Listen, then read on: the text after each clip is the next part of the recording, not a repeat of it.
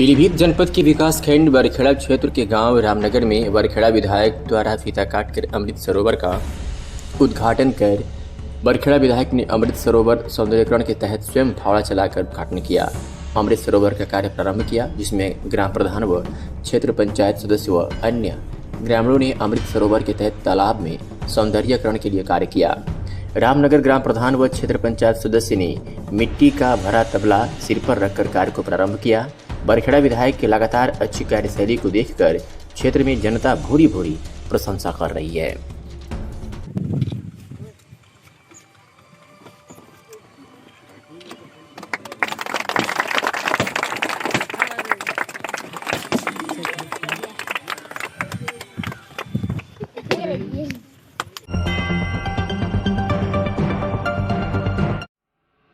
कानपुर देहात के ब्लॉक राजपुर क्षेत्र के दुर्जापुर पंचायत सहायक ने ग्राम सचिव पर गंभीर आरोप लगाते हुए डीएम, सीडीओ व डीपीआरओ को शिकायती पत्र देकर न्याय की गुहार लगाई है।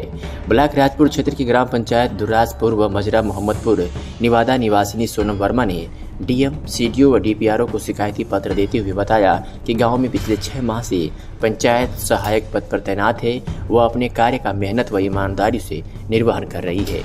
वही आरोप लगाते हुए कहा कि विगत 7 जून को जब वह पंचायत भवन का कार्य कर रही थी, उसी समय सचिव नीलम कटियार आई और बोली कि ये लो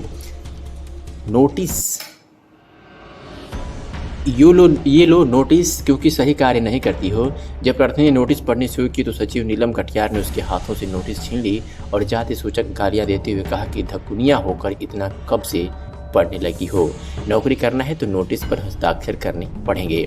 वही दूसरी ओर प्रार्थना ने जब सचिव से 5 माह से रुका मानदेय मिलने के बाबत बात की तो सचिव ने कहा कि यदि 2000 रुपये प्रति माह दोगी तो उसका मानदेय मिलने लगेगा।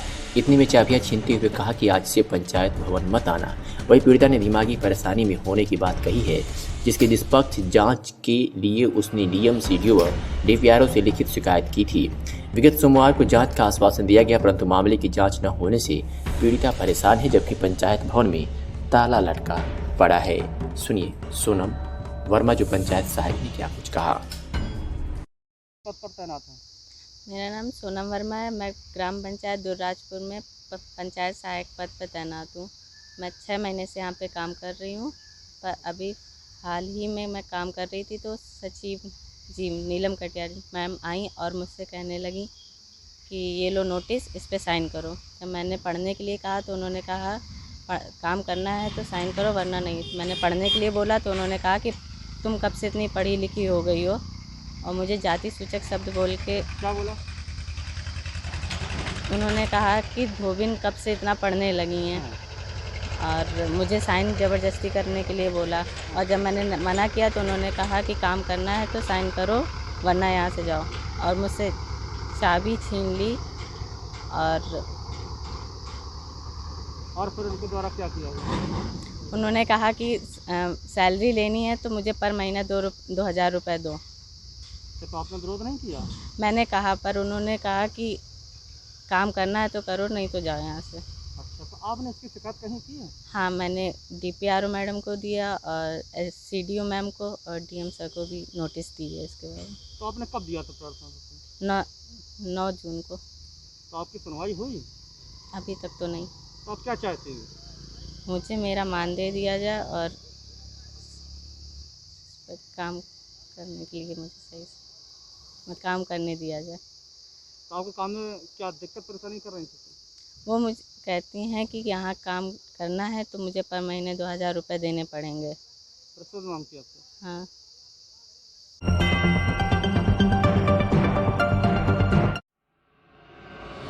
जनपद जालौन में एक ऐसा मामला सामने आया है जहां परिवार वालों ने ही अपने ही परिवार के लोगों पर बुजुर्ग को जहर देकर मारने का आरोप लगाया है। दरअसल मामला जनपद जालौन के कालपी के मोहल्ला मनीगंज का है, जहां एक 80 वर्षीय बुजुर्ग की बीमारी के चलते मृत्यु हो गई। इसकी जानकारी उनकी भतीजी आशुतोष नगाइच ने उनकी नाती को फ़ोन पर दी, जो कि झांसी में रहता था। जानकारी मिलते ही कुछ देर बाद उनका नाती मौके पर पहुंचा तो परिवार वालों में दाह संस्कार को लेकर तनातनी होने लगी, और जब बात नहीं बनी तो मामला कोतवाली कालपी पहुंच गया और उनके नाती ने कालपी कोतवाली पुलिस को सूचना दी, जिसके बाद तत्काल प्रभारी निरीक्षक संतोष सिंह व क्षेत्राधिकारी राम सिंह ने अपने पुलिस बल के साथ पहुंचकर घटनास्थल का जायजा लिया और लोगों से पूछताछ की। तो वहीं परिवार वालों ने जहर देकर मारने का आरोप भी लगाया, जिसके बाद पुलिस ने शव को पंचनामा भर पोस्टमार्टम के लिए भेज दिया है। मामला कुछ नहीं है। चाचा हमारे हैं राधेश्याम नगाइच, जिनकी मृत्यु हुई है। ये बीमार चल रहे थे करीब 10-15 दिन से। इनकी दवाई चल रही थी डॉक्टर नरेश मैयर के यहाँ, और रात में ये दिन में कल दिन में कमरे के अंदर बंद होकर लेट गए। पंखा चला लिया, कूलर चला लिया। हम लोगों को पता भी नहीं चला कि ये अंदर लेटे हैं या लेटरिन बाथरूम गए हैं। जब सुबह देखा ये दूध वाली आई, और दूध वाली ने जब इनको देखा कि चाचा तो खोल ही नहीं रहे हैं, दरवाज़ा खटखटाते रहे। जब नहीं आए तो सब उसने हमको बगल वाले दरवाजे से हमारे पास खबर भेजी। हम लोगों ने आकर के देखा, चूँकि मेरा किडनी ट्रांसप्लांट हुआ है इसलिए हम चलने फिरने में थोड़ी दिक्कत होती है, तो हम धीरे धीरे आ पाए। हमने खिड़की से झांक के देखा तो चाचा जो है अचेत अवस्था में बिस्तर पर पड़े हुए थे। जब हमने देखा गौर से पानी डाला, पानी डालने कर भी उनको होश नहीं आया, तो हमें शंका हुई, और इस शंका के रहते ही हमने मोहल्ले वालों को इकट्ठा करके, कम से कम 50-100 लोग थे, उस दरवाजे को तोड़वाया, कब्जा तोड़वाया, और कब्जा तोड़वा के देखा तो चाचा चले जा चुके थे। फिर हमने सबसे पहला काम किया, अपने बड़े भैया जो अमेरिका में रहते हैं डॉक्टर अखिलेश नगाइच, उनको फ़ोन लगाया और फ़ोन लगा करके कहा कि भैया चाचा चले गए हैं। तो बोले उनका दाह संस्कार अच्छी तरह से होना चाहिए, और हमने कहा ठीक है अच्छी तरह से ही होगा।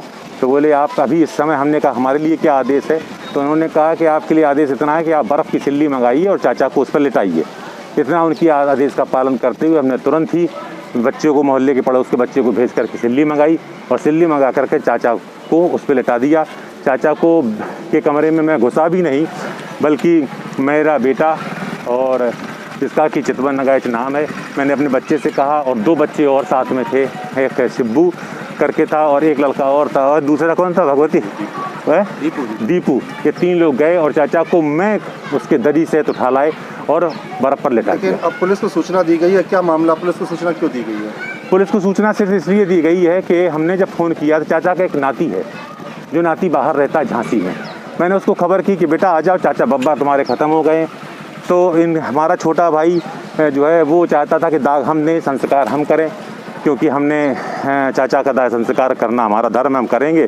लेकिन नाती का अधिकार था, उन्होंने कहा कि नहीं हम ज़बरदस्ती करेंगे। ज़बरदस्ती करने लगे तो हमने जाकर थाने में दरोगा जी के सामने कहा कि मैं सत्य की बात करता हूँ। सच्चाई ये है कि जिसका अधिकार है उसको दाह संस्कार मिलना चाहिए। बाबा का संस्कार नाती ही करता है, जिससे वो तरते हैं। लेकिन अब पोस्टमार्टम के लिए बॉडी भेजी जा रही है, तो इस पर क्या मामला? हमें कोई दिक्कत नहीं है। अगर वो चाहते हैं पोस्टमार्टम के लिए बॉडी जाना चाहते हैं, उनको अगर शंका है, हम पर शंका है। जहर देने का आरोप लगाया जा रहा है, क्या है मामला? आरोप लगाने के लिए कोई दुनिया में किसी के भी आरोप लगा सकता है। आरोप तो हम आप पर भी लगा सकते हैं, इसका अर्थ ये नहीं है। नहीं, जहर देने का आरोप लगाया जा रहा है, क्या है पूरा मामला कि बॉडी पोस्टमार्टम के लिए भेजी जा रही है?